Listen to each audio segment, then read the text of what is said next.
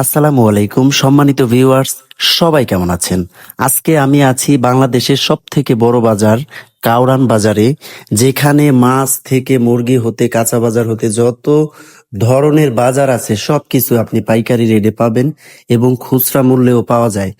সকালবেলা আমি আজকে ভোরবেলা উঠে রওনা দিয়েছি কাউরান বাজারের উদ্দেশ্যে। গিয়েই প্রথমে মুরগি কিনলাম, তারপরে মাছ, তারপরে আবার আপনার সবার প্রিয় চিংড়ি মাছ কিনলাম, তারপরে কাঁচা বাজার কিনলাম।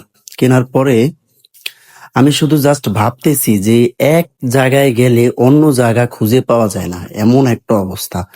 অনেক বড় একটা বাজার, আপনারা এই বাজারে সবকিছুই পাবেন। হয়তো ঢাকার যারা আছেন সবাই চিনেন, কিন্তু আমি কাউরান বাজারের ভিতরে কখনো ঢোকা হয়নি, এই প্রথম আমি বাজার করতে গিয়েছিলাম, তার জন্য ঢোকা।